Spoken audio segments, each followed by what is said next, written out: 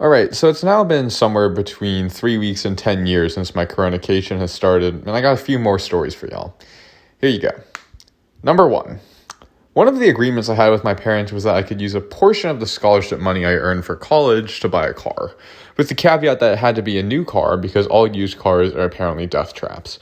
If it hadn't been for that, I would have bought an old Nissan by the end of my junior year and modified the engine to the point where if I put my foot down, my pistons would have launched through my hood and into low Earth orbit. It'd be cool for sure in the sense that I could probably out-drag race everybody in my school with that monster, but if I did anything but go in a straight line, I'd probably make the car commit Paul Walker. Anyway, right before coronacation started, enough scholarship money had rolled in that I could finally afford a cheap sports car. So one Saturday, my dad and I went out to some local dealerships and made it our mission to test drive as many interesting cars as we could within my budget range. The first dealership we went to was actually fairly busy, in spite of the fact that the coronavirus had already touched down in the US. Regardless, we were warmly welcomed by one of the dealers and quickly shown to a dark green, two-door sports car with golden rims. And yes, it looked about as ugly as you would expect it to be. There was a bit of a problem, however, because my dad wanted to be in the car with me. But in a two-door car that has to seat me and the dealer, that obviously couldn't happen, right? Or at least that's what you think, but it turns out that this two-door sports car actually did have back seats with about 2 millimeters of legroom. Even the dealer himself admitted that, quote, no human was ever meant to sit back there. But my dad somehow managed to squeeze himself back there anyway, and we were off on our way. It quickly became apparent, however, that the dealer really didn't know much about the car besides that he was supposed to sell it. He couldn't answer my questions about engine specs or even the insurance. And he told me quite frankly after a while that he usually spent his time selling minivans and SUVs. In fact, he was very excited to even be in the car with me because this was his first time in a sports car since he had started working at the dealership. I guess I probably shouldn't have been too surprised then when we got on a highway and he told me to floor it.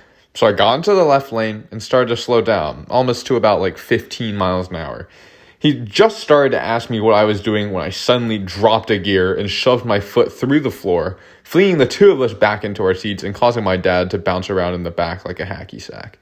I think I hit about 60 miles an hour to obey the speed limit because I'm a good law-abiding citizen.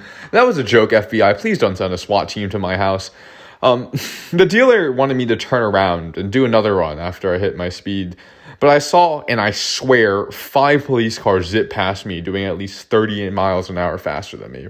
I took this as some sort of divine signal that I shouldn't try and push my luck again, so I went straight back to the dealership, thanked him for his time, and left shaking. The next dealership we went to was a lot less populated. In fact, besides us and the dealers, there were only 2 people there. The consequence of that, we almost immediately got to test drive the car we wanted to see. The dealer was somewhere in his early 30s and was in that awkward zone where he kind of looks like an adult, but he still acts like a college kid. So we did our entire test drive blasting rap music, to test the speakers of course, with the windows down in this very quaint suburban area. Eventually we got to the highway part of the test drive and he gave me the slightest of nods and pointed to the gear lever. That was all I needed to gun it again and go from a standstill to whatever the speed limit was on that road. It was a ton of fun, and while I had kind of said that I wasn't really looking to buy the car that day, he nonetheless took me into his office and tried to convince me into getting it. After seeing my resistance, he sighed and pointed to the meeting room across the hall. You see that Excel sheet projected in that conference room? Yeah? All of that red. That means we've only sold 3 cars today, when we would normally sell more than 30. Oh, damn! Yeah, so we really need to move product, which includes your car. I mean, name your price. Bro, can I get it for free then? After we got over that cringe, we went back and forth until he dropped the price by almost $3,000, which I thought was pretty sick, but my dad thought wasn't enough. So we walked away with the promise that we'd be back sometime soon when the coronavirus discount was just a little bit higher. Scotty Kimmel apparently also had the same idea, just as a side note. So story number 2. So as you guys can imagine from the quality...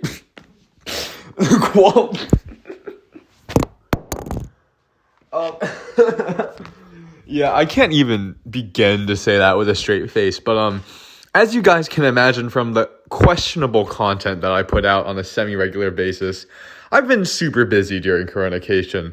But my aspirations to be a failure of a YouTube animation channel and a disappointment to my parents don't just include making YouTube videos. I also have to advertise because the YouTube algorithm is about as helpful as Dell tech support. So in addition to ruining every group chat I'm in by dropping a link to my YouTube, I've also adapted to our changing environment and started pushing my YouTube videos during online classes. In addition to just talking about them, I set my default username on my computer to be Storytime with Jeff and left a PNG that just said sub to my YouTube as my profile picture. Needless to say, I've been just as productive in online learning as I was in regular class.